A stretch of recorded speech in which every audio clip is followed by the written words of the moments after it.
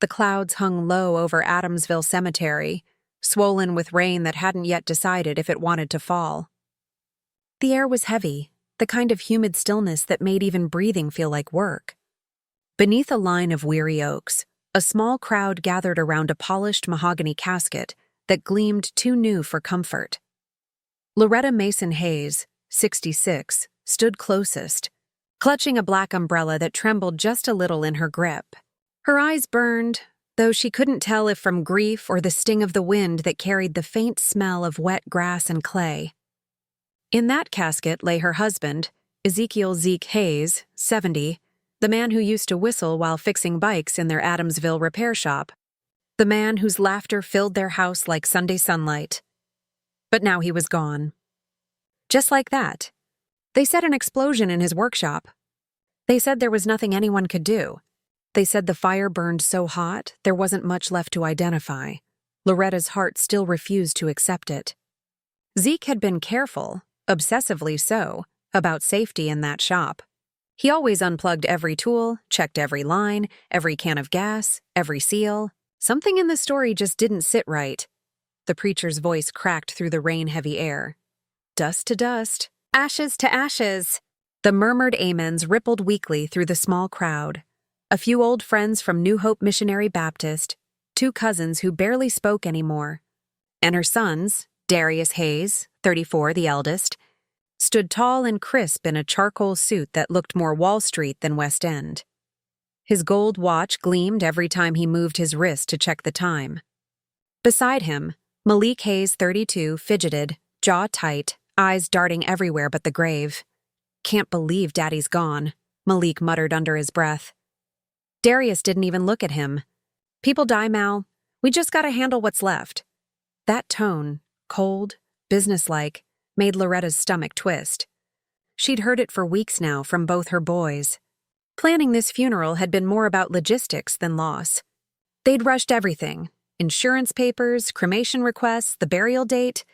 Darius said it was what Daddy would have wanted. Loretta knew better. Zeke had hated being rushed. Her friend, Ms. Bernice Walker, 68, touched her arm softly. "You all right, baby?"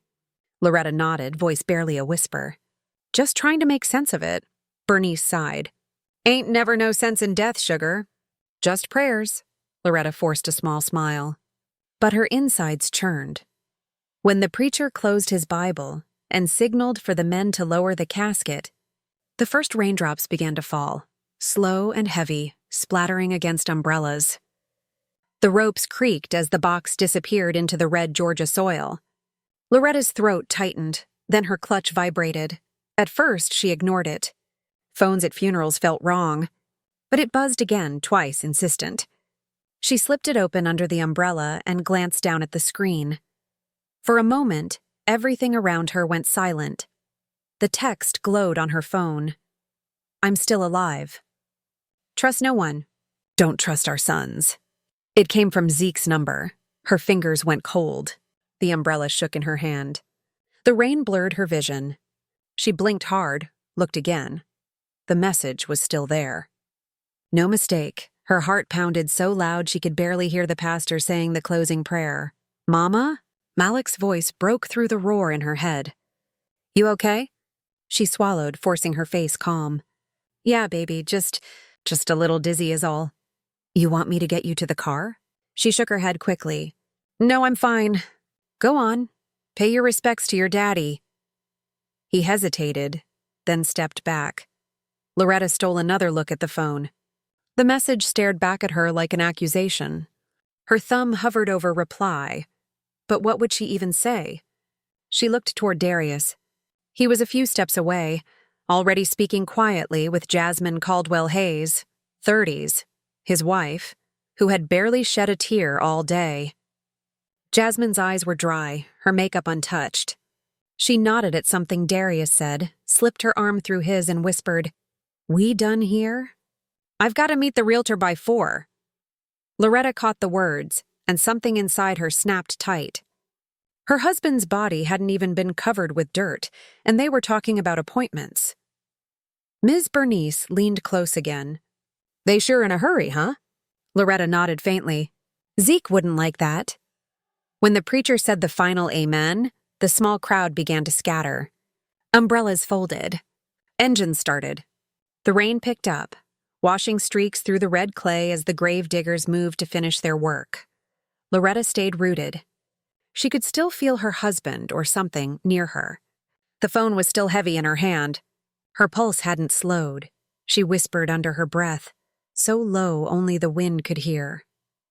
"Zeke, if you're alive, Lord help me, I'm gonna find you." Lightning flashed far off beyond the trees, the thunder rolling a few seconds later like a warning she couldn't yet understand. Malik called out, "Mama, come on! You'll get soaked." She nodded absently, her mind miles away. She slipped the phone into her purse, the words etched into her thoughts like scripture. "I'm still alive."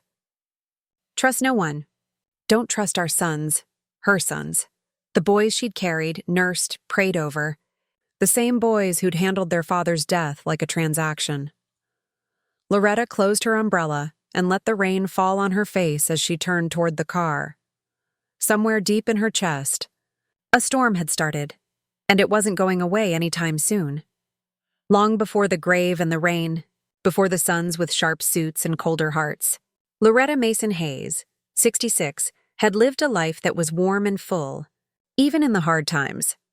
She'd met Zeke Hayes, 70, in the summer of '79 at a block party on Pryor Street, back when Atlanta was still stretching its limbs into the future and the music was loud enough to drown out your worries. He'd been leaning against a blue Chevy Impala, grease on his hands, grin too easy, eyes steady on her. "Ma'am, you can't just walk by looking that good and not say hello," he'd said, flashing that half-smile that later made her forgive too many late nights at the shop. She laughed then, the kind of laugh that surprised even her. And from that night on, she was his. Zeke wasn't rich, but he was steady. He opened a small bike and engine repair shop on the corner of Delow Drive, worked 12-hour days fixing whatever rolled in, bikes, lawnmowers, sometimes cars. Loretta stitched clothes at home, taking in neighborhood alterations, and together they built something that looked like love and felt like home. Their first son, Darius, came in 1990, loud and restless. Malik followed 2 years later, soft-spoken, but always following his big brother's lead. For years, they were the family everyone admired, the Hayes kids riding down the street on bikes Zeke had built from scratch, Loretta calling them in for dinner when the streetlights flickered on. But good things don't stay still forever. By the time the boys hit high school, Darius had started talking about getting out. "Ain't nothing here in Adamsville, Mama," he'd say, shaking his head. "I ain't spending my life in no dusty shop like Dad." Zeke would just shrug, wiping oil off his hands. "Ain't nothing wrong with honest work, son. Ain't nothing wrong with staying where folks know your name." Darius wanted skyscrapers, not street corners. Malik followed him into ambition like a shadow chasing the light. When Darius started flipping houses in his 20s, he began dressing like a CEO, speaking in money and branding, things Loretta didn't understand. Malik, always weaker for validation, started gambling, small at first, then bigger, like he couldn't stop chasing the win. Loretta would lie awake some nights, listening to Zeke sigh in the dark. "They ain't us," he'd whisper. "We built with our hands. They building on air." She'd squeeze his hand and whisper back, "They'll come around." But they never really did. After Darius married Jasmine Caldwell Hayes, 30s, that woman with the perfect hair and colder eyes, everything got worse. Jasmine didn't like the old neighborhood, didn't like Loretta's house, and especially didn't like Zeke's shop. "Darius could be making real money," she'd said once at Sunday dinner, barely hiding her disdain as she picked at collard greens. "That little repair shop is holding y'all back." Zeke's jaw had gone tight. "That little repair shop fed this family for 30 years, he said. Loretta tried to laugh it off, change the subject, but the air had turned thick with pride and resentment. Years rolled on. The boys drifted further. Zeke's hands grew slower, his back stiffer. The shop didn't bring in what it used to. One day, Darius sat them down with that professional tone of his. "Mama, Daddy, y'all need to think about retirement. Sell the shop. Sell this old house. Take a trip somewhere." Zeke stared him down. This house is paid for. This shop's my life. Why I'd sell either. Malik had chimed in, too eager. Come on, Pop. We could handle the sale, set everything up clean. You'd get good money for it. Loretta looked between them, her sons, the same boys she used to rock to sleep, and felt something break. The love was still there, but the trust had started to crumble. Later that night, when they were alone, she found Zeke sitting at the kitchen table, staring at his hands. They treatin' me like I'm already dead, he said softly. She wrapped her arms around him. They just don't understand, baby. They think money fixes everything. He nodded slowly, eyes far away. Sometimes I think it ruins more than it fixes. The months that followed were a slow unraveling.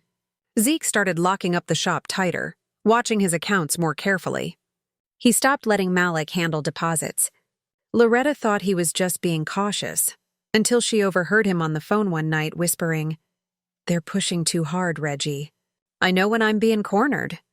When she asked who he was talking to, he only said, "Old friend helping me sort things."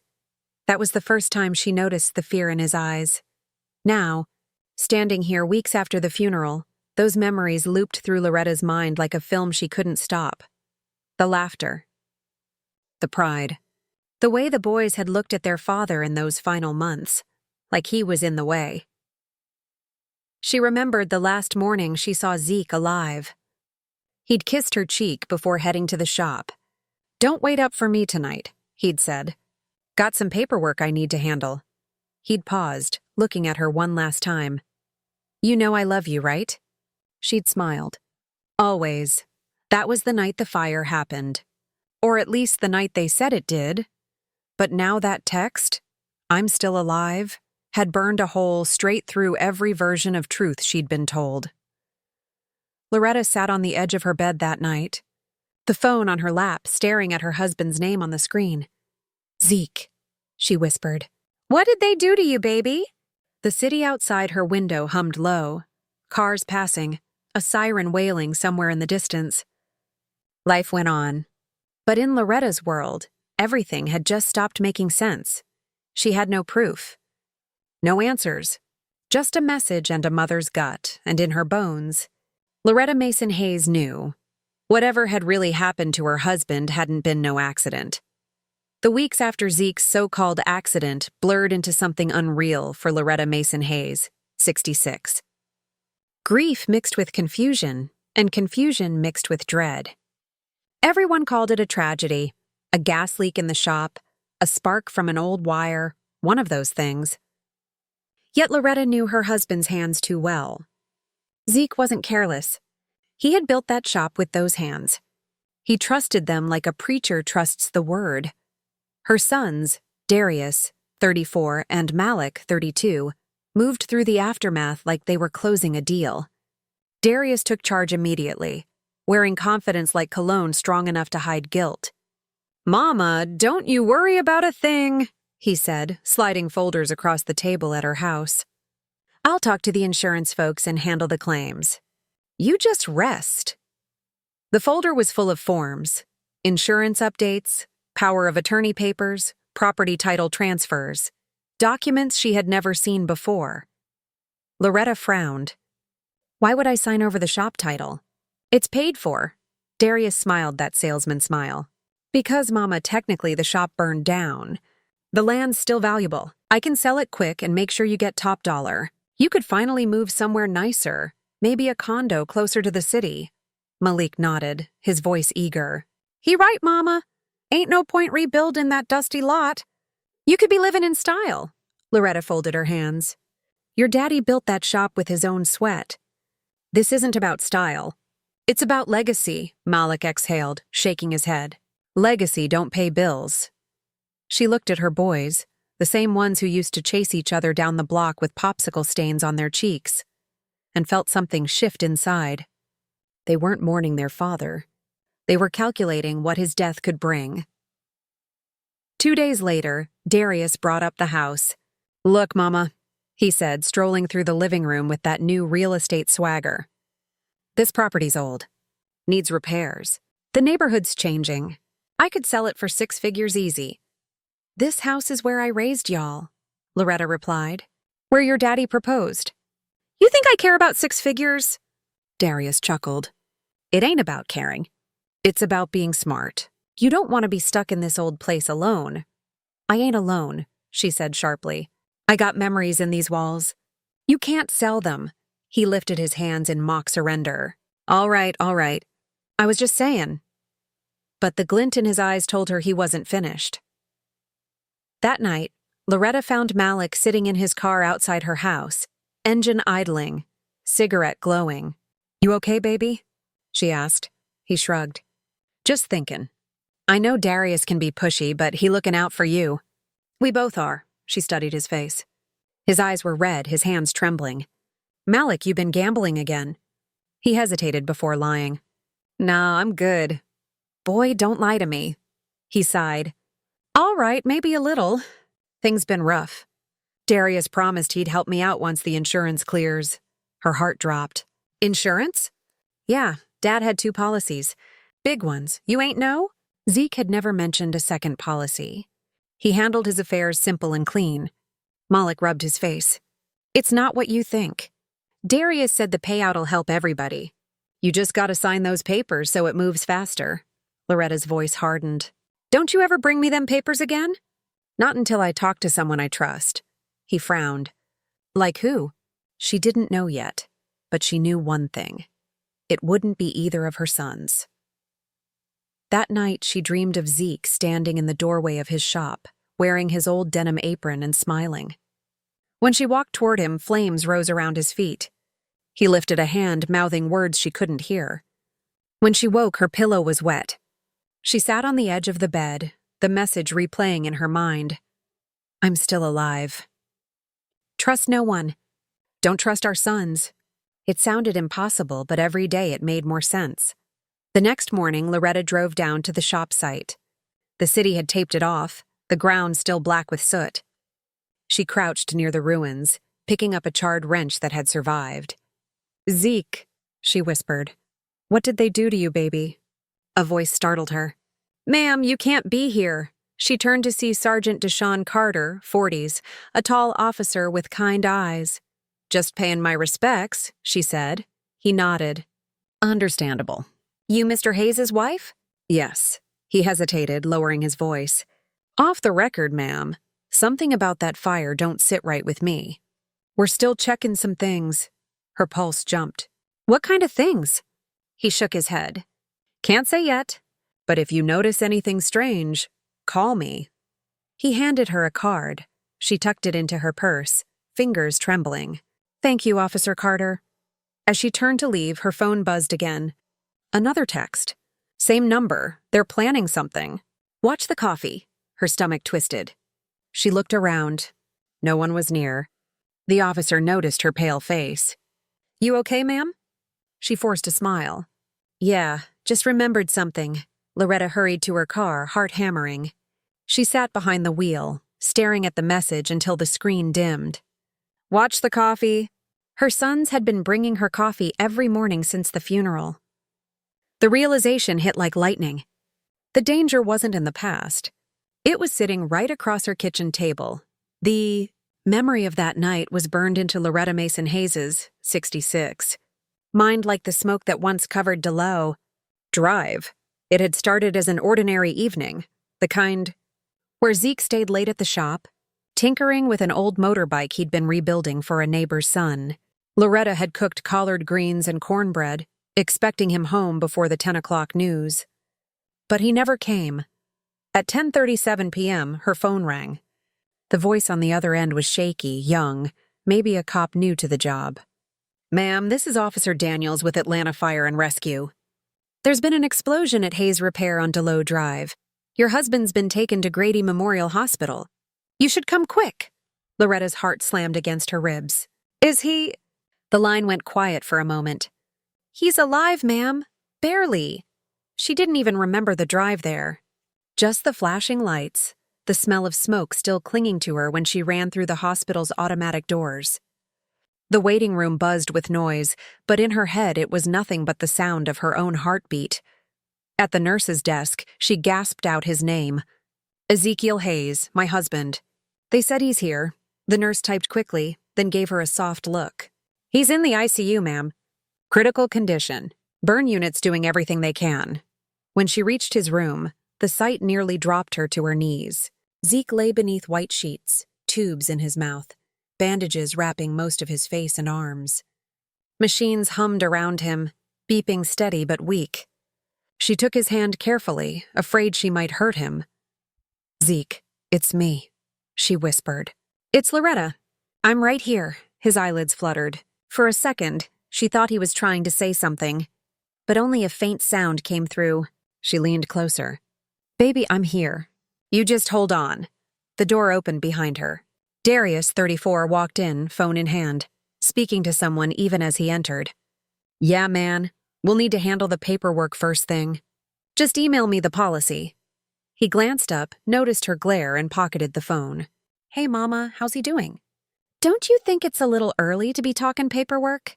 She said quietly, her voice trembling. I'm just being prepared, he replied. Hospitals need signatures and stuff. I'm just trying to take some weight off you. Her other son, Malik, 32, came in right after, eyes puffy, smelling faintly of whiskey. He rubbed the back of his neck. Mama, this is bad. You think he gon' make it? Loretta stared at the machines. He's a fighter. He always been, Malik sighed. Maybe so, but you gotta be ready, you know? Her head snapped toward him. Ready for what? My husband ain't dead. Malik lowered his gaze. I didn't mean it like that. The doctor entered then, Dr. Patrice Monroe, 50s, a calm black woman with kind but weary eyes. Mrs. Hayes? She said. Your husband suffered severe burns and smoke inhalation. We've stabilized him, but the next 48 hours are critical. If he makes it through, he has a chance. Loretta nodded, gripping Zeke's hand tighter. Can I stay? The doctor hesitated. For a little while. But he needs rest. She sat there for hours, whispering prayers under her breath, her tears soaking into the hospital blanket. The boys came and went, pacing the hallway, whispering together near the vending machine. She didn't like the way they talked, heads bent close, voices sharp, more like men arguing about money than mourning their father. Around 3 a.m., Zeke's fingers twitched. She leaned in fast, thinking it was just a reflex, but then his grip tightened around hers. He was trying to speak, eyes half open, unfocused. She pressed her ear near his mouth. What, baby? What are you saying? A faint rasp escaped his throat, barely a breath. Don't trust them. Then the monitor beeped faster. Nurses rushed in. They pulled her back gently, crowding around his bed, voices calm but urgent. She could only watch as they worked. Minutes later, the flatline tone filled the room. Dr. Monroe looked up, her eyes full of sorrow. I'm sorry, Mrs. Hayes, we did everything we could. Loretta froze. The room went hollow. Her hands felt empty. Just hours before, he'd been alive enough to warn her. Now, silence. Malik burst in first, pretending to choke back sobs. Darius followed, wrapping an arm around his mother, though his voice was steady, almost practiced. He's at peace now, Mama. We'll take care of everything. She pulled away from him.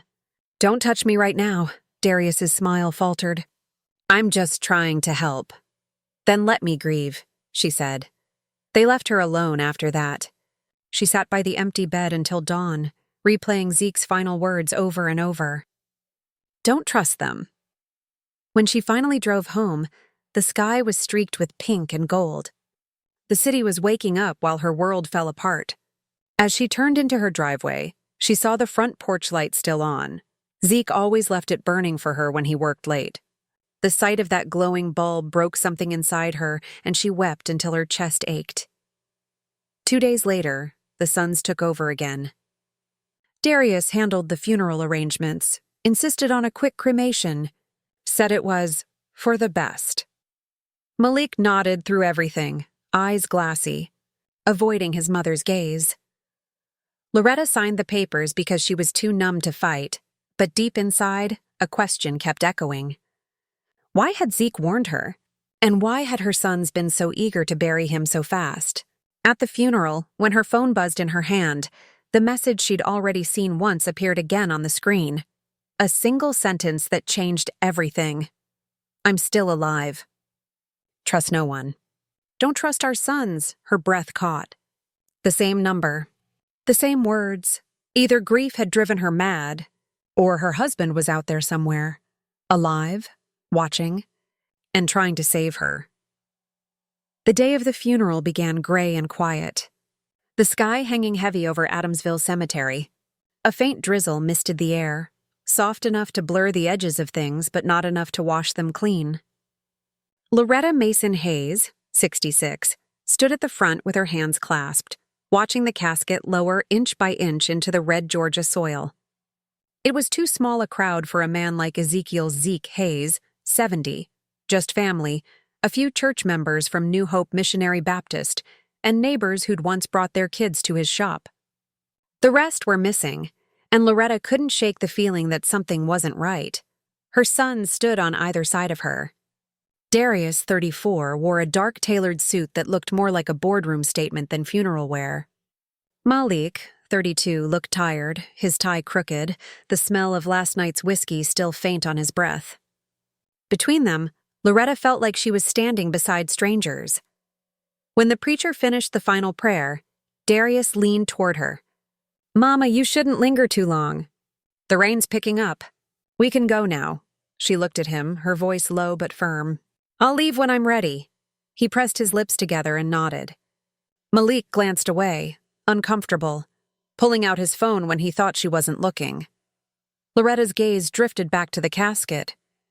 The sound of dirt hitting wood was the loneliest sound in the world. Something inside her clenched. Ms. Bernice Walker, 68, her closest friend, placed a hand on her shoulder. "He was a good man, baby. You did right by him." Loretta nodded, eyes wet. "I hope so, Bernice. I really do." Her purse buzzed softly against her hip. She thought it was another condolence message, until she saw the name. Zeke Hayes. Her fingers froze. Her heart hammered as she opened the message. They lied. It wasn't an accident. "I'm still alive. Don't go home yet." Watch Darius and Malik. The breath left her body. She almost dropped the phone. For a few seconds, the rain, the prayers, the whispers, and all of it vanished. The world stood still. Bernice frowned. "You okay, Loretta?" "You look like you seen a ghost." Loretta blinked fast and forced a trembling smile. "Just dizzy, that's all. Must be the rain." She slid the phone back into her purse, her mind spinning. Her husband was buried, or supposed to be, and yet his number had just texted her again. Could it be someone playing a cruel joke? Or was it really Zeke? When the crowd began to leave, Darius placed a guiding hand on her back. "Come on, Mama, let's go home. I'll make you some tea." Her skin prickled where his hand touched her. She nodded slowly, hiding the storm behind her calm. Back home, the air felt wrong, too still, too controlled. The coffee table had stacks of paperwork Darius had brought, neatly arranged like a presentation. Malik sat in the corner scrolling through his phone, looking restless. Darius poured her coffee without asking. "You need to keep your strength up," he said smoothly, handing her the cup. "Everything's handled now. The cremation's done, the death certificate's filed, and the insurance payout will come through next week. We can start planning your next steps." Loretta stared at the steam rising from the mug. Zeke's warning echoed in her head. "Watch the coffee." She lifted the cup halfway, then set it down untouched. "I don't want no next steps right now. I want time to think," Darius frowned. "Mama, I'm just trying to help." "You've been helping a little too much lately," she said, her voice steady. "Your daddy's not even cold in the ground." Malik shifted uncomfortably. "Mama, don't start. I'm not startin'." "I'm remembering. And I remember how y'all pushed for everything to be done fast. The funeral, the insurance, the papers. Too fast." Darius's eyes darkened. "You saying we did something wrong?" "I'm saying I don't know what's going on. But something don't smell right." He laughed lightly, though it didn't reach his eyes. "You grieving, that's all. You not thinking straight." Loretta looked at both her sons and realized she didn't recognize either of them anymore. That night, she couldn't sleep. The rain kept tapping against the window. Every shadow in the house felt alive. She reached for her phone and reread the message again and again. They lied. It wasn't an accident. I'm still alive. Don't go home yet. Watch Darius and Malik. Her hands shook. It had to be Zeke. Only he knew the small things, like how Darius always pressed his hand between her shoulder blades when he was trying to control her, or how Malik twitched his right eye when he was hiding a lie. The text didn't sound like a stranger. It sounded like him. She needed proof. The next morning, before the boys woke, she drove to Grady Memorial Hospital. The nurse at the front desk recognized her. "Mrs. Hayes, I'm sorry for your loss." "How can I help?" Loretta kept her tone even. "I just need a copy of my husband's medical release and death report." The nurse checked the computer. "Give me one moment." She frowned at the screen, scrolling. "That's strange. It says the file's restricted, administrative hold. You'll have to contact the attending physician directly." "Dr. Monroe?" "Yes, ma'am. But she's not in today." "You could leave a message." Loretta thanked her and turned to go, but something caught her eye on the counter. A folder marked Discharge Summary, Hayes Ezekiel. She wasn't supposed to see it, but she saw just enough. It said, "Patient transferred to secondary facility." Transferred, not deceased. Her throat went dry. She backed away slowly, mind spinning. Someone had changed the story. Someone had wanted her to believe Zeke was gone. When she got back home, Darius was waiting on the porch, phone in hand, fake smile ready. "Morning, Mama. Where'd you go so early?" "I needed air," she said simply, brushing past him. He followed her inside. "You should have told me. You know I worry." "I'm fine." He paused. "You sure you're fine?" She turned to face him, her tone cool. "I'm sure." They stared at each other for a long second. Mother and son, but strangers now. He smiled tightly. "Good. I'll grab us some coffee." Her chest tightened. "No, thank you. I'll make my own." When he left the room, she locked eyes with the framed picture of Zeke on the mantel. "If you're out there, baby," she whispered, "I'm gonna find you, no matter what I gotta do." The house creaked, the rain started again, and somewhere outside, thunder rolled low like a promise. The next morning came quiet, but Loretta Mason-Hayes, 66, felt the storm already moving inside her. She sat at the kitchen table, phone beside her, untouched coffee growing cold. Across the room, the picture of Ezekiel Zeke Hayes, 70, stared back from the mantel, his smile steady, almost knowing. She had buried him, cried for him, but deep down she didn't believe he was gone. Not after that message. Not after what she saw at the hospital. The words on the folder wouldn't leave her mind. Patient transferred to secondary facility. Someone had changed the paperwork. Someone had made sure she wouldn't ask questions. Darius had gone to handle business. His words slick and vague as always. Malik had left earlier too, mumbling about meeting a friend. Loretta didn't believe either of them. She waited until their cars disappeared, then went straight into Darius's old room. He'd turned it into a makeshift office now. Polished desk, new laptop, papers stacked neatly in rows. She'd never been the type to snoop, but that day something told her she had every right. She opened the drawers carefully. Inside were folders marked Insurance, Claim A and Claim B. Her heart started pounding. She flipped through them fast. Both policies had her husband's name. One signed 5 years ago, the other dated just 3 months before his death. The older one looked familiar. The newer one didn't. The signature was neat, but wrong. Zeke's handwriting had a shake to it in his later years. This one was smooth, perfect, mechanical. The beneficiary on both policies was listed as Darius Hayes. Loretta's breath hitched. She whispered under her breath, "Lord, help me." She scanned the bottom of the form. The witness signature line read Dr. Patrice Monroe, the same doctor who had declared Zeke dead. Her mind raced. Had they used the doctor? Had Darius forged her husband's name? She took pictures of everything with her phone and slipped the folder back exactly as she found it. Then she noticed something else. A small receipt tucked beneath the mousepad. It was from First Atlanta Bank, dated 1 week before the explosion. It showed a cash withdrawal of $15,000 from an account she didn't know existed. The signature read, E. Hayes, but again it was too smooth, too confident.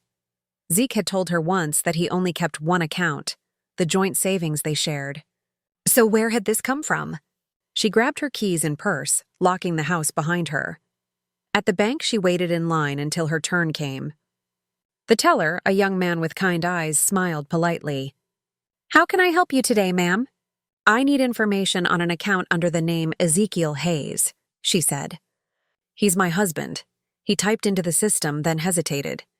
"Do you have power of attorney or proof of death certificate?" "I do."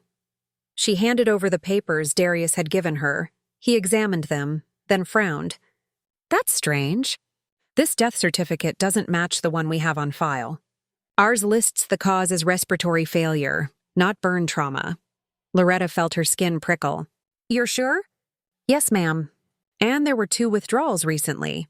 One for $15,000 and another for $10,000 2 days after his reported death." Her knees weakened. "Who made those withdrawals?" The teller's voice lowered. "It was a man claiming to be Mr. Hayes. He had ID that matched perfectly. We even have the security footage archived. Can I see it?" "I'm afraid only law enforcement can request that." Loretta thanked him, her mind spinning. Zeke's name, his signature, his ID, someone had all of it. And if that wasn't him at the bank, then someone was pretending to be him. Or maybe, just maybe, he truly was alive. When she got home, Darius's car was already in the driveway. He was standing by the porch, phone pressed to his ear, speaking low but tense. She caught only bits. Documents. Doctor. No mistakes. He noticed her watching and hung up quickly, forcing a grin. "Hey, Mama, where you been?" "Just ran some errands. You didn't take my car, did you?" "I got my own." He smiled, but his eyes were sharp. "You look tired. You sure you're okay?" "I'm fine." He leaned closer, lowering his voice. "You know, if this is about the paperwork, you don't have to worry. I'm handling it all. You trust me, right?" Loretta met his eyes without blinking. "That depends on what you're handling." For the first time, Darius's smile cracked. That night, after both her sons went out, Loretta sat in the dark living room, her phone glowing in her hand. She scrolled through the pictures she'd taken of the insurance forms. Every line, every forged signature, every lie stared back at her. She opened her text thread with Zeke's number and typed one line. "If you're alive, I need to see you. I can't do this alone." She pressed send. The message delivered. No reply. She waited, minutes stretching like hours until finally the phone buzzed. Not safe yet. "They're watching. Find the truth before they find you." Her heart raced. She turned off the light and sat still, listening to every creak of the old house. The truth was buried somewhere between those papers, those bank withdrawals, and her son's forced smiles. Somewhere out there, Zeke was either alive or someone was using his name. And whichever it was, she wasn't stopping until she uncovered everything. By the end of the week, Loretta Mason-Hayes, 66, had turned her dining room into a war room. Papers lay scattered across the table, insurance forms, bank receipts, printed screenshots of text messages, and her husband's old notepads pulled from the workshop ruins. Every piece looked like proof of something dark. She just couldn't fit it all together yet. She called Sergeant Deshaun Carter, 40s, the Atlanta PD officer who'd spoken to her at the shop. "Sergeant, it's Loretta Hayes. You said to call if I found anything strange." "Morning, ma'am," he answered. "What's going on?" "I need to know if y'all got any results back from my husband's case. The fire report, anything." There was a pause on the line. "We did, actually. That's what I was meaning to reach out about. Mind if I stop by?" "Please do." He arrived 20 minutes later, hat in hand, expression serious. Loretta invited him in and cleared space on the table. He looked at the piles of documents and let out a quiet whistle. "You've been busy." "I'm just trying to find the truth," she said. "You found something, didn't you?" Carter nodded. "We sent some of your husband's belongings to the lab. His gloves, what was left of his work apron. Thing is, there's no trace of accelerant or explosive residue." Loretta's brows pulled tight. "Then what caused it?" "That's the strange part," he said, lowering his voice. "Preliminary toxicology found methanol in his system.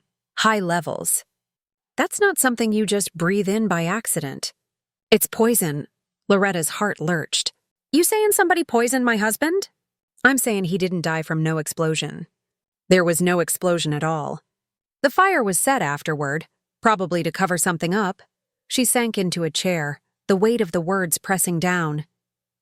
The coffee, the rush to cremate, the forged signatures, it all started to make sense. Carter continued, "We're running more tests, but off the record, you need to be careful. Whoever did this didn't just want him gone. They wanted the story buried." Loretta nodded slowly. "I believe that. And I think my boys are part of it." He studied her face. "That's a big accusation, I know. But Zeke warned me himself. I got messages from his number saying to watch them." Carter frowned. "You still have those texts?" "Every one of them." He scribbled something on his notepad. "Forward them to me. I'll get our tech team to trace the number." When he left, Loretta stood in the doorway watching his car drive away. The house felt colder. She could still hear her husband's voice from his last night at the hospital. Don't trust them. That evening, Malik showed up again. He looked nervous, pacing the kitchen. "Mama, you talked to Darius today?" "Not yet," she said cautiously. "Why?" He hesitated. "He's acting strange. Been taking calls all night. Said something about cleaning up loose ends." "I don't like it." Loretta studied him closely. "Loose ends? What kind of talk is that?" Malik rubbed his temples. "He keeps saying you stressin' too much, that maybe you shouldn't be alone. He's talking about getting you help." "Like real help?" Her stomach dropped. "You mean putting me somewhere?" He shrugged, looking away. "I don't know. He said you've been acting paranoid. He said if you don't calm down, he might have to step in legal." Loretta's mind raced. "Legal? Like what? Take my house? My account?" Malik didn't answer. Her voice hardened. "You tell me right now, Malik, are you in this with him?" He raised both hands, panicked. "No, Mama. I swear I ain't!" "I didn't know nothing about no money or insurance. I needed help, and he said he'd fix it." She stared at him for a long moment, trying to read his face. Maybe there was still something human left in him. "Then you listen to me. You stay quiet. You don't sign nothing. You don't eat nothing they bring me. And if Darius calls, you tell him I'm fine and that's all." Malik nodded weakly, guilt written all over him. "Mama, what's happening?" Loretta exhaled slowly. "What's happening is your daddy didn't die in no accident. Somebody killed him, and I think y'all been playing right into it." He froze, eyes wide. "You think Darius?" "I don't think. I know." Malik backed away, whispering, "Lord, have mercy."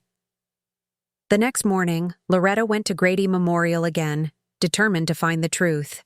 She caught Dr. Patrice Monroe, 50s, leaving her office and called out, "Doctor, I need a word." The woman hesitated, glancing around. "Mrs. Hayes, I already told you. You told me my husband died in that hospital, but the paperwork says he was transferred." "Which is it?" Dr. Monroe sighed. "You shouldn't be here. I'll keep coming till you tell me the truth." The doctor stepped closer, her voice low. "I can't talk here. Meet me tonight at 7. The diner across from the hospital?" Loretta nodded. "You better show up." That evening, rain poured down again as Loretta sat in a booth at the small corner diner. The fluorescent lights flickered. She ordered nothing, just waited. 7:15 came. Then 7:30. At 7:45, her phone buzzed. "Unknown number." She answered. "Hello? Mrs. Hayes?" It was a man's voice she didn't recognize. "I'm calling from Grady Memorial. Dr. Patrice Monroe was in an accident an hour ago." "She didn't make it." Loretta froze. "What kind of accident?" "Car collision. Looked deliberate." "Sorry for your loss." The line went dead. She sat there, her hands shaking. Someone was cleaning up every loose end, just like Malik said, outside the window. Lightning lit the wet streets, and in that flash, Loretta swore she saw a dark sedan parked across the road, engine running, headlights off. She turned her phone over and saw one new text from Zeke's number. "Don't talk to anyone. They know you're getting close." Loretta's heart pounded as she slid out of the booth and left through the back exit, clutching her purse like it held her life. She didn't know where she was going yet, but she knew one thing.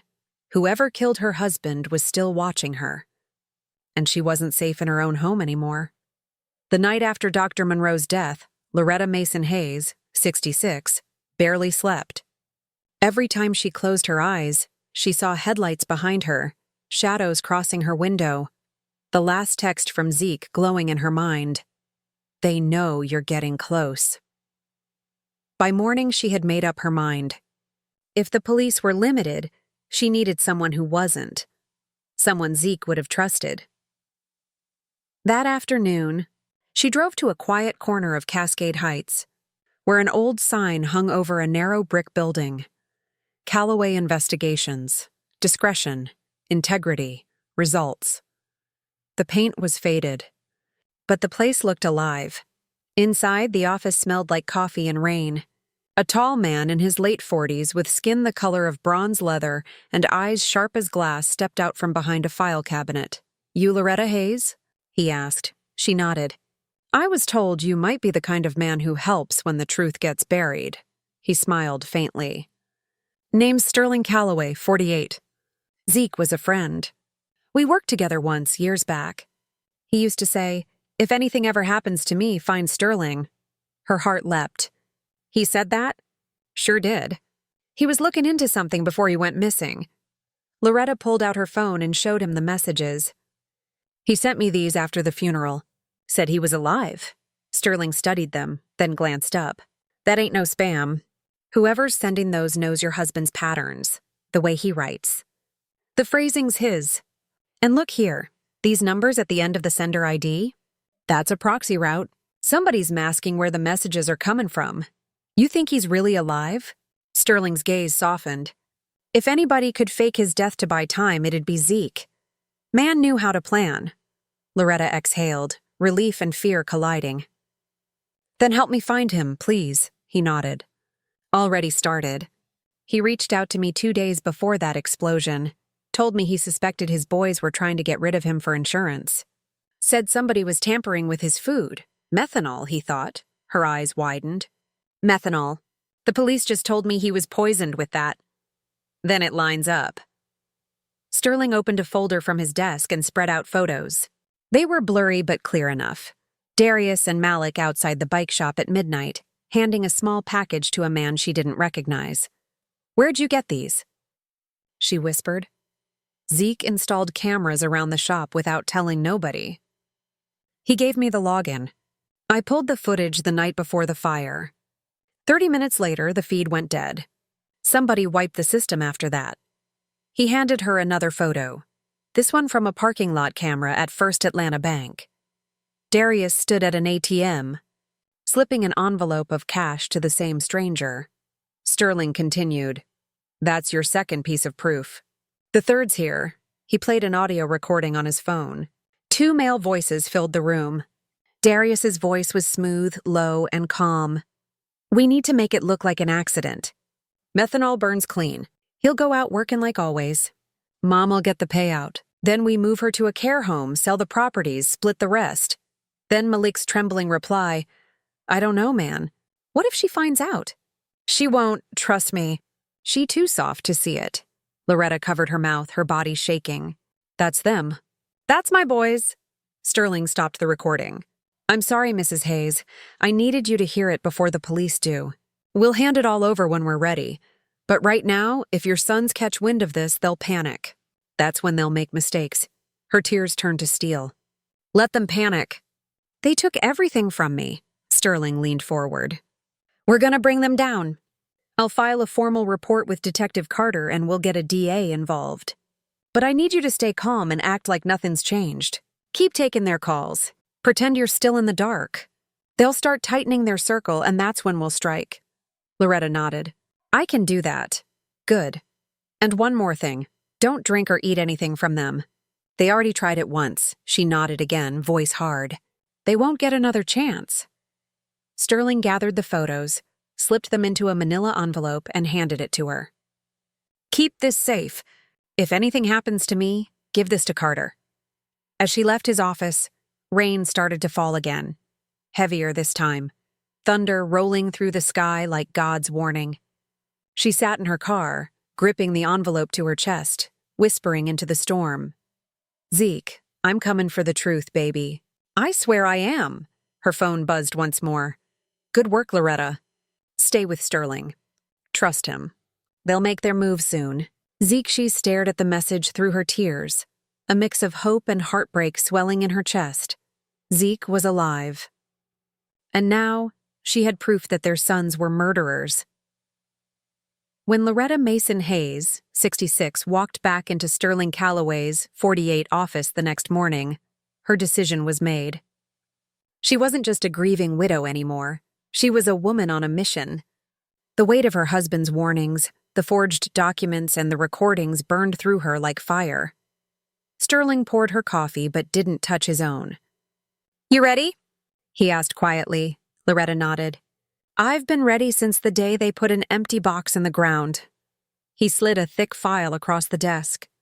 Inside were printed stills from security footage, the full audio recording, and signed statements ready for the Atlanta Police Department and the Fulton County District Attorney's Office.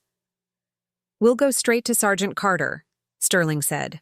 "He's already expecting us." At the precinct, Sergeant Deshaun Carter, 40s, met them in a small conference room, eyes alert but tired. He listened as Sterling laid everything out: the forged insurance papers, the recordings, the doctor's suspicious death, and the bank withdrawals after Zeke's supposed passing. When Loretta played the recording of Darius's voice saying, "Make it look like an accident," Carter's jaw tightened. "That's enough for a warrant," he turned to Loretta. "Mrs. Hayes, I know this has been hell for you, but we need your cooperation. You're the only one they'll trust. If you can keep them talking, especially Darius, we'll have what we need to bring them in." Loretta straightened her shoulders. "Whatever it takes." Carter nodded and signaled to an officer outside. "We'll wire your phone and have a unit close by. Call him. Tell him you found something about your husband's death. Let him come to you." That evening, Loretta sat alone in her kitchen, phone on speaker, officers hidden outside in unmarked cars. Her hand trembled slightly as she dialed Darius's number. He answered on the second ring. "Hey, Mama, everything okay?"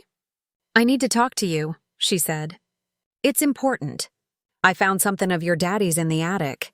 Some old files. You might want to see them." There was silence on the line, then his voice sharpened. "What kind of files?" "Not sure yet.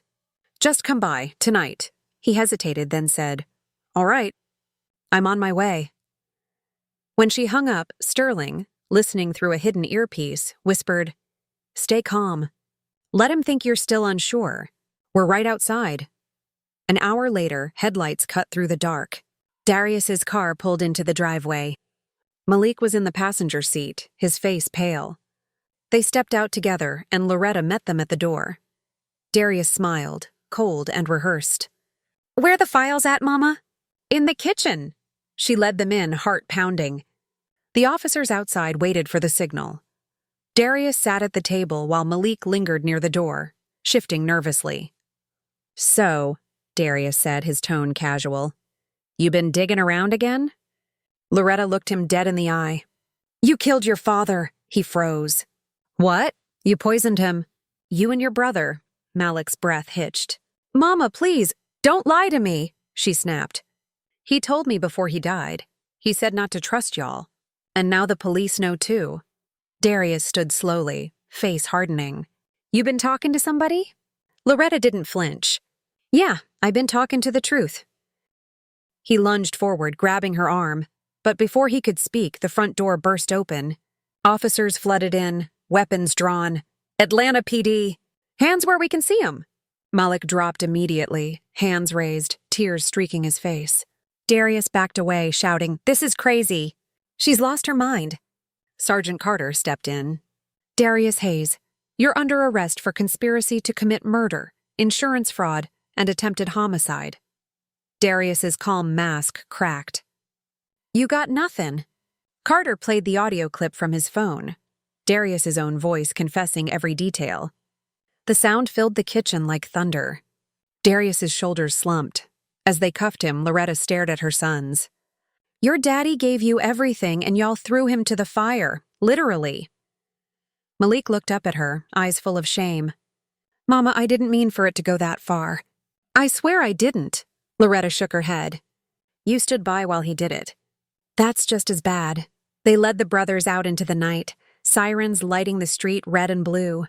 Sterling stepped inside quietly after they left. You did good, he said. It's over. Loretta sank into a chair, exhausted but steady. It ain't over till I see justice. Sterling placed the final folder on the table. Then tomorrow we take this to the DA. We'll exhume Zeke's body. When the lab confirms the poison, nobody will ever question it again. The next morning, the Fulton County DA's office approved the motion. The exhumation took place under a gray dawn sky. As the casket opened, the forensic team confirmed what Loretta already knew: methanol traces in Zeke's remains. It was murder, clean and deliberate. When the final report came through that evening, Carter called her personally. It's done, Mrs. Hayes, they confessed. Darius blamed the gambling debts, said it was Malik's idea. Malik blamed him back.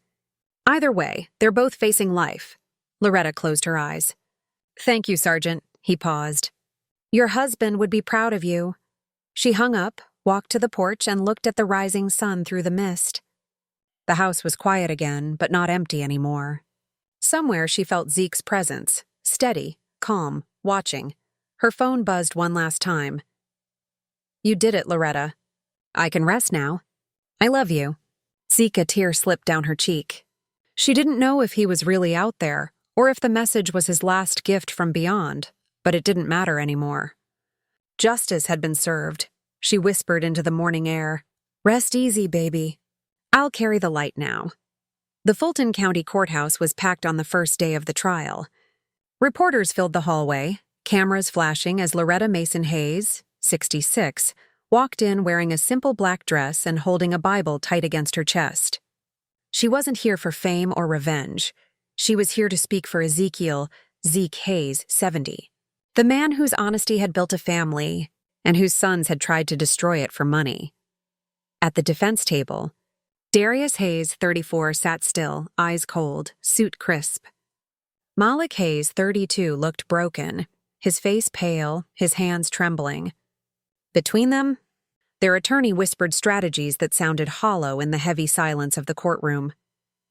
Judge Rochelle Miller, 50s, presided with the weight of experience and a voice that could cut through steel. We will begin with the case of the state of Georgia versus Darius and Malik Hayes, charged with conspiracy to commit murder, insurance fraud, and obstruction of justice. The district attorney laid out the case like a story no one wanted to believe. There were the forged signatures, the audio recordings, the fake insurance claim, and the toxicology report confirming methanol poisoning. The courtroom gasped when the recordings were played aloud. Darius's calm voice planning the murder, Malik's frightened responses echoing beside it. When it was Loretta's turn to testify, the room fell silent. She rose slowly and walked to the stand. Her voice was calm but carried fire. My husband trusted those boys, she said. He raised them with love and faith. But greed will turn blood cold if you let it. They poisoned their own father. Then they tried to make me drink the same thing he did. Gasps rippled through the gallery. Darius shook his head, whispering to his lawyer, but the evidence was undeniable. The jury saw the truth written across his face. After 3 days of testimony, the jury deliberated for only 4 hours. When they returned, the foreman stood. We, the jury, find the defendants, Darius Hayes and Malik Hayes, guilty on all counts. Malik broke down sobbing, collapsing into his chair. Darius stared straight ahead, jaw tight, refusing to show emotion. Judge Miller's sentence was firm. Life in prison without the possibility of parole. Loretta closed her eyes and whispered a prayer of thanks, not for vengeance, but for peace. Weeks later, the story of the Hayes family tragedy spread across Georgia. Headlines called it the poisoned legacy. Reporters tried to knock on Loretta's door, but she never answered. She was done talking. She was living again. With Sterling Calloway, 48's help, Loretta founded a small organization called the Hayes Foundation for Justice. dedicated to helping families uncover hidden crimes and financial exploitation. She funded it with the restitution money the court awarded her from the seized insurance payouts. "Turn pain into purpose," she said when the foundation opened its doors. Malik wrote her letters from prison, apologies, confessions, regret, but she read only one before burning the rest. Darius never wrote at all. The last she heard, he'd been put in solitary after attacking another inmate. Sometimes at night, when the house was quiet, Loretta would sit on the porch and talk to Zeke like he was right there beside her. The wind would shift, and she'd feel that familiar calm, the same comfort he'd given her every time life got hard. One evening, just as the sun dipped behind the trees, her phone buzzed again. The number was hidden, no name displayed. She hesitated, then answered. "Loretta," the voice said, low, familiar, warm, her breath caught. "Zeke?" There was a short pause. "You did good, baby. You brought the truth to light. Now live your life. Don't look back." The line went dead. She sat there a long time, phone in her lap, eyes full of tears that didn't hurt anymore. Maybe it was his voice. Maybe it was just her heart finding peace. Either way, she smiled. The porch light flickered on automatically, the one Zeke had always left burning for her when he stayed late at the shop. She looked at it and whispered, "I'll keep it lit, baby. Always." The cicadas sang. The night breeze was gentle. Justice was done. Love had survived.